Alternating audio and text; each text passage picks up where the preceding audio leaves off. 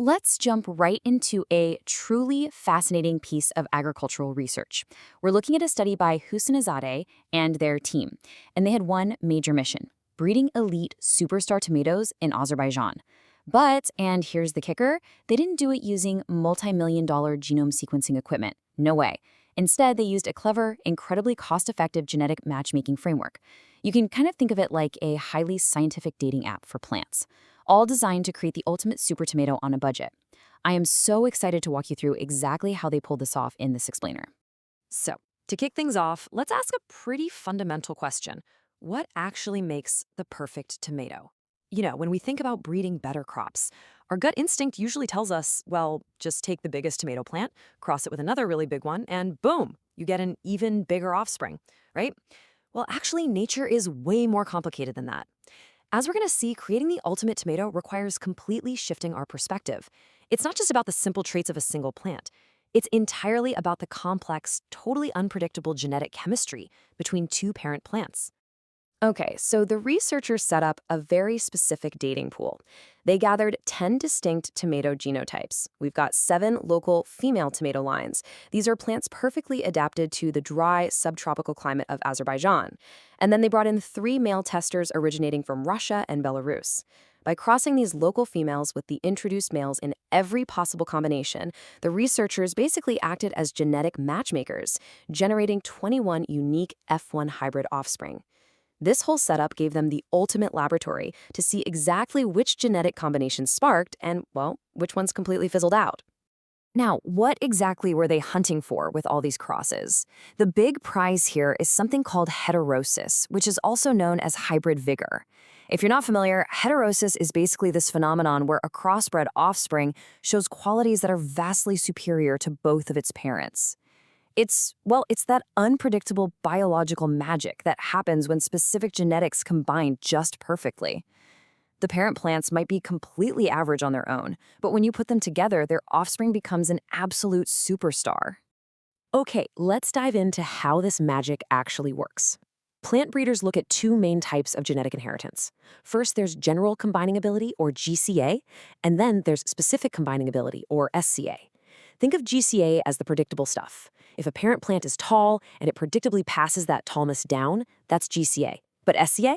That represents the totally unpredictable, non-additive chemistry of a specific couple. It's not about what the individual brings to the table, it's all about how those 2 distinct genomes interact in entirely novel ways. And in this study, the researchers were aggressively hunting for that high SCA. And wow, here is the massive aha moment from their data. The breakdown of what actually caused the most variation in tomato yield is staggering. A massive 75% of the variance came from non-additive genetic effects. That means the SCA, or the chemistry between the plants, drove 3/4 of the yield variation. Only 25% came from predictable individual traits. I mean, this decisively proves that when it comes to absolutely maximizing your harvest, the matchmaking chemistry matters far, far more than the individual resumes of the parent plants. So, when that perfect chemistry does happen, what does it physically look like on the vine? The researchers ran a correlation analysis to pinpoint exactly which physical traits were driving these massive yields.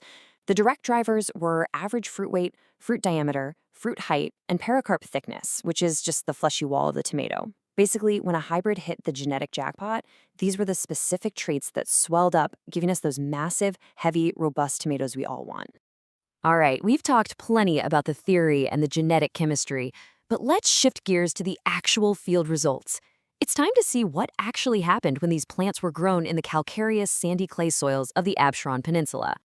Let's meet the specific tomato couples that produce the absolute best, most productive offspring in the entire trial. Check out the absolute champions of the study. Right at the top, we have the cross between Shahin and Ilkin. This powerhouse combination produced a massive yield of 8.40 kilograms per square meter. Guys, that is an 80.6% increase in yield compared to the standard commercial control variety. And right behind them is the match between Layla and Utro, pumping out 7.60 kilograms per square meter, a 67.7% boost. I mean, these are just incredible numbers that show exactly how powerful getting that genetic match right can be for real-world food production. So how did these 2 specific couples pull it off? Interestingly enough, they did it in totally different ways. The Shahin and Ilkin cross was a local-by-local match. They shared regional backgrounds but achieved what scientists call overdominance. That's where the hybrid just wildly outperforms both locals. On the flip side, Layla crossed with Utro was a local-by-introduced match. This pairing succeeded by blending an Azerbaijani plant with a Russian plant, achieving a dominance-by-dominance effect by mixing entirely divergent regional genetics. Really cool stuff. But, just like in any real-life matchmaking scenario, not all matches had good chemistry. The study also documented the incompatibles. Take the cross between Masali v. Vifa and Ilkin, for example. This pairing yielded a truly dismal 2.43 kilograms per square meter. It's a perfect illustration of negative heterosis.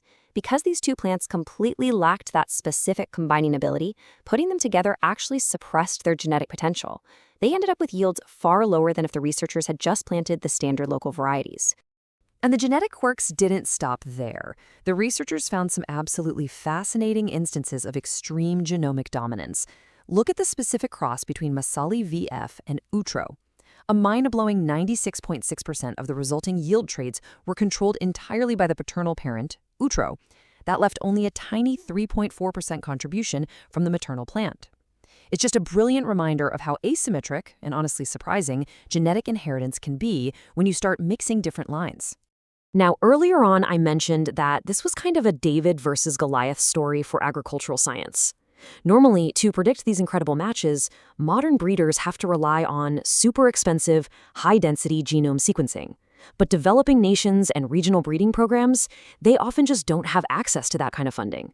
So the researchers used a cheat code. They found a highly cost-effective method to profile the genetics and predict these good matches without needing million-dollar lab equipment. Here is how they did it with simple, budget-friendly steps. Step 1. They extracted DNA from the parent leaves using standard, easily accessible methods. Step 2. They used intersimple sequence repeat, or ISSR primers. These are basically inexpensive molecular markers that amplify specific regions of the DNA. And step 3, by looking at the patterns of these amplified regions, the researchers mapped out the genetic diversity of the entire dating pool. They could literally see which plants were genetically distant from one another before they ever planted a single seed in the soil. So, the big question, did this budget-friendly method actually work? Oh, absolutely. The ISSR markers revealed a striking 71.7% polymorphism among the parental lines. And polymorphism just means genetic variation. That high percentage proved their chosen dating pool was incredibly diverse. They had plenty of varied genetic material to play with, which meant the potential for that hybrid vigor, that heterosis we talked about, was incredibly high right from the start. And this brilliantly illustrates the core thesis of their matchmaking strategy. The researchers actually noted this perfectly in their conclusion, stating that crosses between genetically divergent parents consistently exhibited high specific combining ability and superior yield.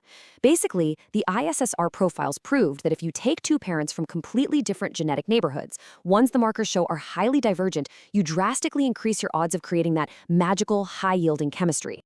But hold on, we definitely can't forget about the environment. The environment acts as a crucial third partner in this relationship.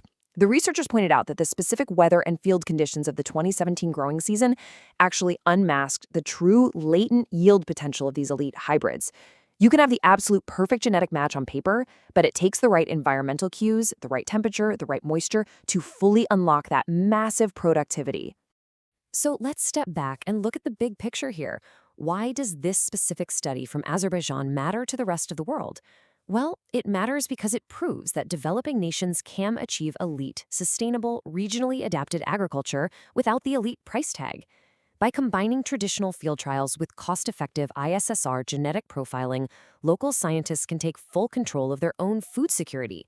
They don't need to rely on expensive imported seeds. They can build the absolute perfect crop for their specific environment using the exact tools they already have.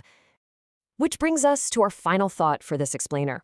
If a dedicated team can use this accessible, predictive framework to crack the code of the perfect, super-yielding tomato on a budget, what crop are we going to revolutionize next? The implications for global food security, especially in resource-constrained regions, are absolutely massive. Thank you so much for joining me to explore this fascinating research.